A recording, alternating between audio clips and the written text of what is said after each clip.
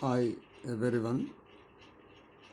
Today I will start a simple chapters vectors.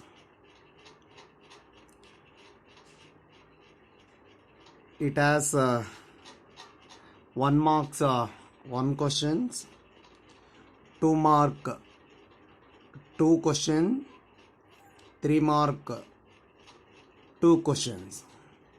Totally this chapter has 5 questions for 11 marks. My dear students, the collection of all points is a one of the line. Okay, some basic concepts. Let L small l be any straight line in plane or three-dimensional space. This line can be given two direction by means of arrowheads. Full stop. That means L is a one of the straight line in a plane or three-dimensional space. It has arrowheads. Arrowheads, that means arrow marks. A line with one of these direction prescribed is called a directed line. A line L as direction, that means arrowhead, then the line is called directed line. Okay, so please underline it. Now observe that if we restrict the line L to the line segment AB, then the magnitude is prescribed on the line L with one of the directions so that we obtain a directed line segment. This line is called as a directed line segment. The word magnitude means is distance or length. Okay. A directed line segment has magnitude as well as direction. Now, the clear definition of vector is a quantity that has magnitude as well as direction is called vector. That means any quantity as magnitude. Magnitude means distance or length as well as direction. A quantity that has both magnitude and direction is called as vector. The vector denoted as AB vector. If the magnitude of the length AB, then it is denoted AB vector or vector AB vector, or simply as A vector. The distance between A and B is denoted as A vector, then we simply say A vector and read as vector AB vector or vector A vector. Some examples for vectors is force. Force has both magnitude and direction. Velocity, acceleration, displacement and momentum. Here the point A from where the vector AB vector starts is called initial point. If we consider the point A, it is A, where the point starts from, that is called as a initial point. What we called initial point. Where it ends, that is called as a terminal point. So the point where it begins, that is called as the initial point, and the point B where it ends, it is called as a terminal point. The distance between initial and terminal point of a vector is called magnitude or length of the vector. Keep it in your mind. The distance between initial and terminal point of a vector is called magnitude or length of the vector. The magnitude of the vector is denoted as mod AB vector or mod A vector or simply just A. The arrow indicates the direction of the vector. So, while scalar, what is the definition of scalar? A quantity that has only magnitude, that means only distance, only length, is called scalar. So the difference between vector and scalar is vector has both magnitude and direction, but scalar has only magnitude. So keep it in your mind, the difference in between scalars and vector. Here scalar is always one of the quantity, that means numbers. Okay. Examples of scalar is time, volume, speed, mass, temperature, distance, energy, work. These examples, there is no magnitude, there is no vectors. Okay, as there is no vectors. Here, you know very well, if the distance between any 2 points, if it is 0, it may be 0, but it never negative. It has some quantity, that's all. Okay, next, position vector. It's very easy and very simple. You are already learn about three-dimensional geometry at first PO. So it is origin of coordinates 0, 0, 0. So the distance between origin to any point P, this distance is denoted by small r vector. This is called as a position vector. Now consider a point P in space having coordinate x, y, z with respect to the origin O with coordinate 0, 0, 0. Then the vector OP vector having O and P as its initial point and terminal point respectively is called position vector. That means the distance between origin and any point P, that is called as a position vector with respect to the origin O.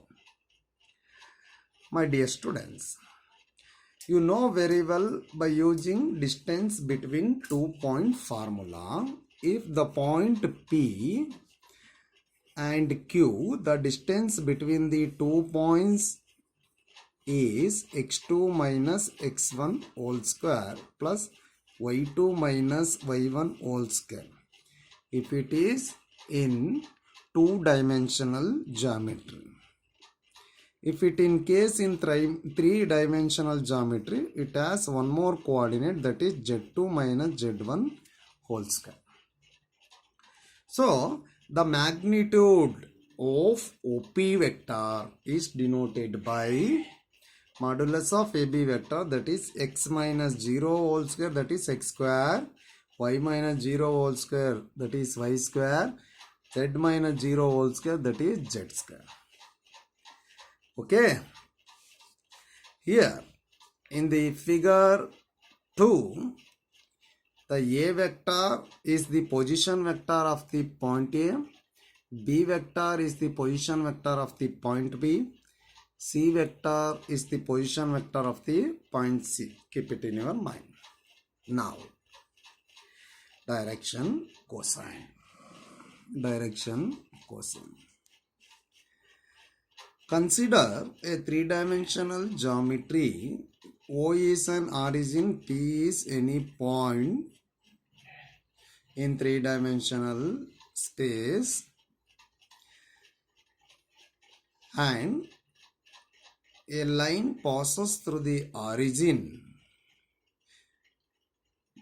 it makes three angles, that is alpha, beta, gamma, with respect to x, y and z axis respectively. These angle alpha, beta, gamma are called as direction angles. Okay. If a line passes through the origin, if we consider this is one of the three-dimensional space, it is origin. A line L passes through the origin, it makes three angles. It is x-axis, y-axis, z-axis, that is alpha, and that is beta, and that is gamma with respect to x, comma y and z axis respectively. These alpha, beta, gamma are called as direction angles. The cosine of these direction angle, that is cos alpha, cos beta and cos gamma, are called direction cosines of the vector r vector. These direction cosines are denoted by L, M and N respectively. That means L equal to cos alpha, M equal to cos beta, N equal to cos gamma. Okay. So here direction ratio. Any three numbers are directly proportional to the direction cosines are called direction ratio.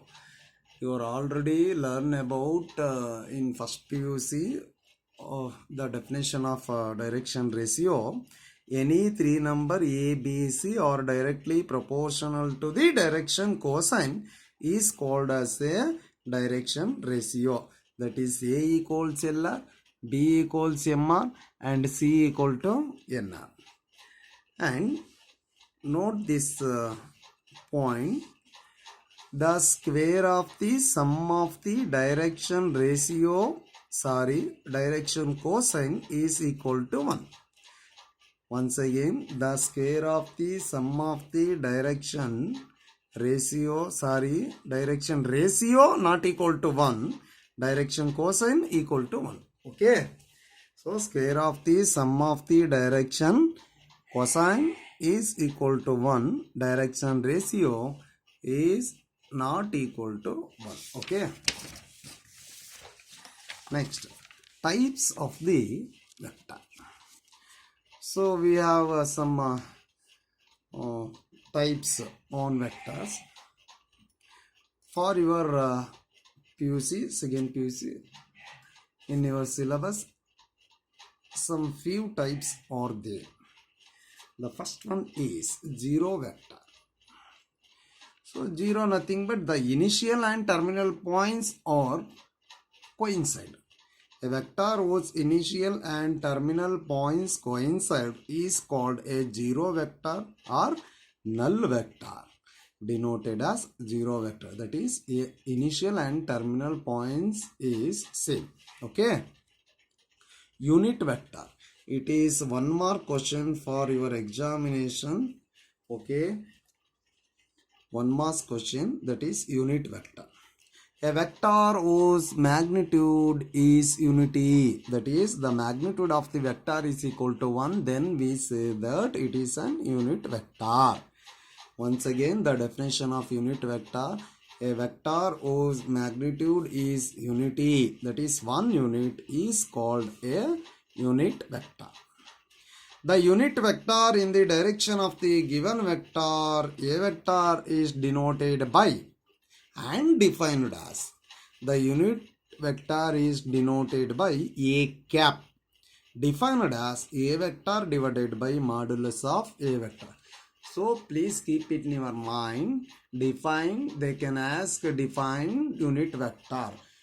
A vector whose magnitude is unity or 1 unit is called unit vector, denoted by a cap equals a vector divided by modulus of a vector. Please note this formula. Co-initial vector. two or more vectors having same initial point is called co-initial vector. That is, the vector A vector is there, vector B vector is there. So the both A vector and B vector has same initial point, then these vectors are called co-initial vector. Next, collinear vector. One more question. So please mark it, collinear vector. Two or more vectors are said to be collinear if they are parallel to the same line irrespective of their magnitudes and direction. That means any two or more vectors are said to be collinear vector, they must in parallel. But it may be opposite direction and magnitude. That means irrespective magnitude and direction. So please note this one. Equal vector. Any two vector, it's equal. It's a very simply, any two vector are said to be equal vector. It has both the same magnitude and same direction. That is A vector equal to B vector.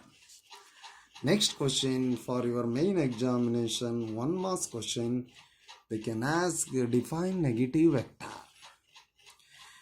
A vector whose magnitude is the same as that of a given vector AB vector. A vector whose magnitude is same as that of a given vector AB vector, but direction is opposite to that of it. So here the given vector is highly important. If you are skipping this word, they can't give 1 marks. Okay, it's my experience also for this academic 2020th examination. A vector whose magnitude is same as that of a given vector but opposite is direction to that of it. So this given vector and to that of it is highly important word in this definition. Okay, keep it in your mind. Okay, so we have some remarks. The vector defined above are such that any of them may be subject to its parallel displacement without changing its magnitude and direction. Such vectors are called free vector. Okay. Throughout this chapter, we will be dealing with a free vector only. Okay. In the next class, we can solve some problems on vectors. So all of you, please prepare your notes or take a printout of this chapter. Okay. Thank you.